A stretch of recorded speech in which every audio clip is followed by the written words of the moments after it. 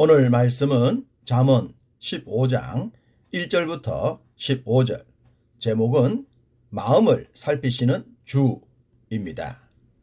성경엔 마음이란 단어가 1000번 이상 기록되어 있습니다. 이만큼 마음이란 단어가 중요하기 때문이 아닐까요? 성경에 나오는 마음이란 단어는 하나님과 연결이 될 때 그 가치가 빛을 발합니다. 가령 우리가 잘 알고 있는 말씀이죠. 신명기 6장 5절, 너는 마음을 다하고 뜻을 다하고 힘을 다하여 내 하나님 여호와를 사랑하라. 사람의 마음이 여호와를 향할 때 가장 사람답다고 하겠습니다. 그리고 이 세상에 있는 모든 것이 창조의 뜻에 적합하게 나타나게 될 것입니다. 하나님께 마음의 중심을 신실하게 맞춘 사람은 그 삶 자체가 하모니가 될 것입니다. 어떤 불협 화음도 없는 삶을 살게 됩니다. 소위 범사가 잘 되는 삶입니다. 하나님께 마음이 통하여 인생에 누릴 최고의 복락을 누린 사람이 있습니다. 다윗이죠. 사도행전 13장 22절, 내가 이새의 아들 다윗을 만나니 내 마음에 맞는 사람이라. 내 뜻을 다 이루리라. 다윗의 마음은 하나님께 꽂혀들었습니다. 그런 다윗을 하나님은 좋아하지 않으실 수가 없으셨죠. 그래서 자신의 뜻을 다 이루도록 하신 것입니다. 믿음의 사람이 누릴 최고의 영광은 무엇이겠습니까? 하나님의 뜻을 이루어 드리는 것이죠. 우리가 날마다 기도하는 제목이지 않습니까? 이런 삶을 살고 싶다면 다윗처럼 하나님께 마음의 중심이 꽂히도록 하면 될 줄로 믿습니다.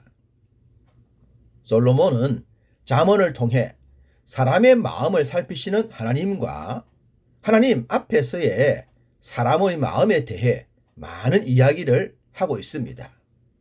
솔로몬이 잠언에서만 100번가량 마음이란 단어를 사용했습니다. 성경 전체의 거의 10분의 1에 해당할 정도로 말입니다. 지혜로 충만했던 솔로몬은 사람의 마음과 하나님의 마음이 만날 때 진정한 행복임을 말하는 것 같습니다. 오늘 본문에서도 마음이란 단어가 여러 번 등장합니다. 4절, 온순한 혀는 곧 생명나무이지만 패역한 혀는 마음을 상하게 하느니라. 온순한 혀와 패역한 혀를 대조하면서 생명나무와 상한 마음을 대조하고 있습니다. 생명을 상징하는 생명나무의 반대말은 죽음이나 사망이라고 해야 합리적이지 않을까요? 그런데 솔로몬은 상한 마음이라고 했습니다.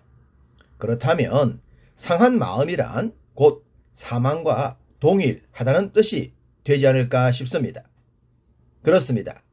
사람의 마음이 상하면 모든 것이 상하게 됩니다. 상한 마음에서 상처가 나오고 상한 마음에서 파괴가 나옵니다. 상한 마음에서 나오는 모든 것은 상한 것이 될 수밖에 없습니다. 그렇지 않겠습니까?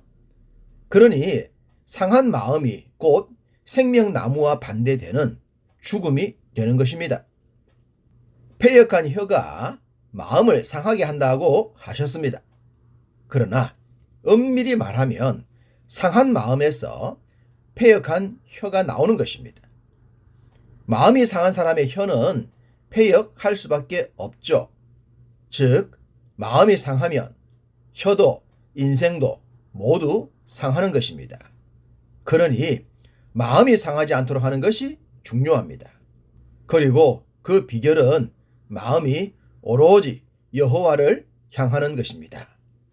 7절, 지혜로운 자의 입술은 지식을 전파하여도 미련한 자의 마음은 정함이 없느니라. 지혜로운 자의 입술과 미련한 자의 마음이 대조를 이룹니다. 미련한 자의 마음은 정함이 없다고 했습니다. 정함이 없다란 원어의 뜻은 그렇지 않다입니다. 지혜로운 자가 지식을 전한다면 미련한 자의 마음은 그렇지 않다는 것입니다. 즉 어리석다는 것이겠죠. 미련을 어리석음으로 표현해도 되지 않을까 싶습니다. 미련한 자의 마음엔 지식이 없어요. 지식이 없다면 도움될 것도 없겠죠. 어떤 일이든 나름대로의 지식이 있어야 쓰임받지 않겠습니까? 그러니 우리들의 마음이 미련에 붙들리지 않도록 해야 합니다. 솔로몬이 왜 여호와를 경외하는 것이 지혜와 지식의 근본이라고 했을까요? 비록 세상적인 학문이나 지식이 부족하더라도 하나님을 경외하는 법을 안다면 그 삶이 결코 어리석지 않기 때문입니다. 우리도 경험을 통해 알고 있는 바죠. 모든 인생들도 우리와 동일한 고백이 있기를 소원합니다. 11절 스올과 아바돈도 여호와의 앞에 드러나거든 하물며 사람의 마음이리요. 스올은 음부를 의미하며 아바돈은 멸망 혹은 멸망의 장소를 의미합니다. 음부가 불신자들의 죽은 영혼이 가는 곳이니 아바돈도 동일한 의미로 보입니다. 요한계시록은 첫 번째 사망과 두 번째 사망을 말씀하시죠. 모두 불신자들을 향한 말씀인데 육신이 죽는 첫 번째 죽음으로 음부에 가게 됩니다. 그리고 주님의 재림 후에 영과 육이 결합하여 영원한 지옥인 불못으로 들어가게 되는 것이 두 번째 죽음이죠. 스올과 아바돈이 계시록에서 말하고 있는 그대로의 뜻이라고는 단정짓기 어렵습니다. 죽음의 의미를 강조하기 위해서 스올과 아바돈을 다른 용어로 두 번 강조했을 수 있겠죠. 그렇지만 요한계시록의 의미로 해석을 해본다면 스올은 음부요, 아바돈은 불못이라고 해도 틀리지 않겠습니다. 사람이 죽어서 들어가게 되는 지옥조차도 하나님께서 다 아신다면 사람의 마음은 더더욱 알지 않으시겠느냐? 그것을 강조하고 있습니다. 사람들은 이런 말을 하죠. 10길 물속은 알아도 한 길 사람의 속은 알 수 없다고 말입니다. 그만큼 사람의 마음을 알기 어렵다는 뜻입니다. 그러나 창조주는 다르십니다. 하나님께서 인생을 지으셨고 그 지으신 몸에 생기를 불어넣으심으로 생명체가 되지 않았습니까? 하나님께서 생기를 넣으셨다는 것은 곧 마음을 넣었다는 뜻도 되겠죠. 그러니 우리의 마음을 넣어주신 하나님을 지향해야 하는 것입니다. 그럴 때 서두에 드린 말씀처럼 인생은 하모니가 가득한 삶을 살게 됩니다. 그것이 곧 인간다운 삶인 것입니다. 13절 마음의 즐거움은 얼굴을 빛나게 하여도 마음의 근심은 심령을 상하게 하느니라. 마음이 즐거운 사람은 그 삶이 빛납니다. 값비싼 화장품이 없어도 피부 노화를 막기 위한 온갖 의학적 시술을 하지 않더라도 말입니다. 마음에 하나님의 기쁨이 충만하면 그 삶 자체가 빛나는 것입니다. 반면 마음이 상하면 아무리 기름진 것을 먹고 좋은 집에 거하더라도 말라 비틀어진 인생과 같습니다. 원망과 불평, 시기와 질투로 얼룩진 삶을 살게 되죠. 참된 행복과는 거리가 멀 수밖에 없습니다. 15절에 마음이 즐거운 자는 항상 잔치한다. 이 말씀이 진리인 줄 믿습니다.